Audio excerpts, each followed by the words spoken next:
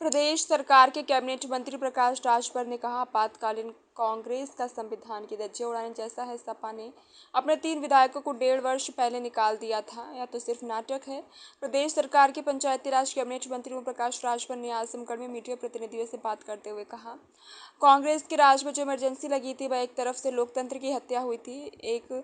जब देश में लोकतंत्र है और संविधान से देश चल रहा है तो संविधान के दायरे में रहकर कार्य करना चाहिए। लेकिन कांग्रेस द्वारा आपातकाल के दौरान संविधान की धज्जियां उड़ाई गई हैं। नई पीढ़ी को ये जानकारी होनी चाहिए कांग्रेस किस तरह से लोकतंत्र एक संविधान की हत्या करती है। सपा द्वारा अपने 3 विधायकों को निकालने के सवाल पर कैबिनेट मंत्री ओम प्रकाश राजभर ने कहा कि ये तो 1.5 वर्ष पहले ही निकल गए थे, अभी कई निकलने तो बाकी हैं। मंत्री जी, आज आप जनपद में आगमन हुआ, क्या बताएंगे किस तरह से शोक संवेदना एक परिवार कि हमारी पार्टी के प्रदेश के नेता हैं संजीत राजभर जी, इनके भाई की डेथ हुई है, तो उसी संबंध में यहाँ दरवाजा करने के उद्देश्य से आए। आपने कुछ जन सुनवाई की, लोगों की समस्या भी सुनी है, इस तरह समस्याएं रही? देखिए, जो समस्या है उसको हम पढ़े नहीं हैं, और जैसा लोग देते हैं कागज तो संबंधित अधिकारी को हमारे जो एपीएस हैं वो रिमार्क कर देते हैं, हम डिस्कस कर देते हैं और अधिकारियों से फिर फोन करके उनको अवगत करा देते हैं कि भाई ये समस्या दी गई है, उसको निपटाइए। मंत्री जी, कल आपातकाल के 50 वर्ष पूरे हो रहे, कांग्रेस द्वारा लागू किया गया था, एक तरह से लोकतंत्र की हत्या। किस तरह से आप देखते हैं, आप एज ए पंचायत? देखिए, जो इमरजेंसी कांग्रेस की रिजिंग में लगी, उस इमरजेंसी में लोकतंत्र की हत्या हुई। तमाम नेताओं को जेल में डाल दिया गया, पत्रकारों को जेल में डाल दिया गया, किसी की हिम्मत नहीं पड़ रही थी कि सच कोई बुद्धि बोले।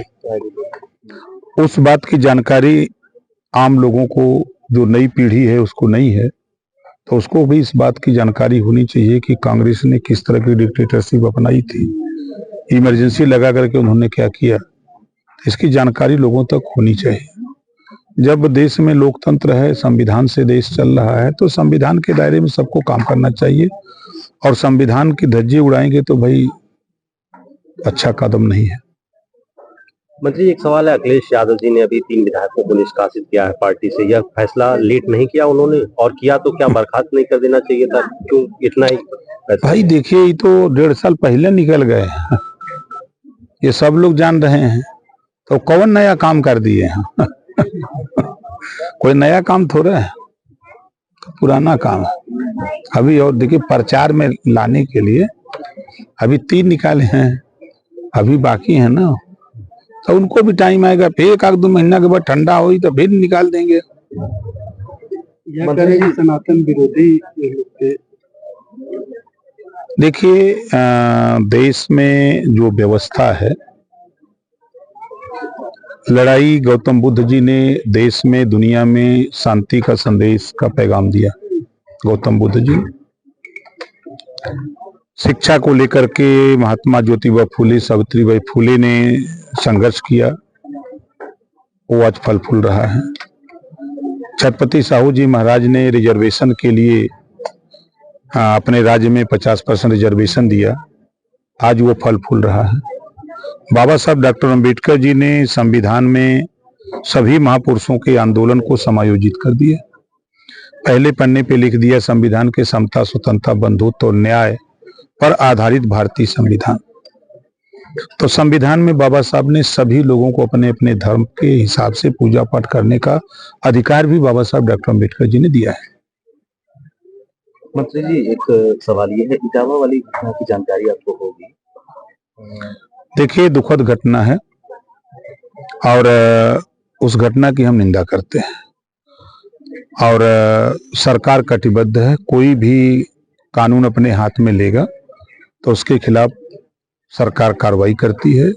जैसा कि मालूम हुआ होगा, उसमें एफआईआर भी हो गई है, गिरफ्तारी भी कुछ लोगों की हो रही है, दबिश दी जा रही है।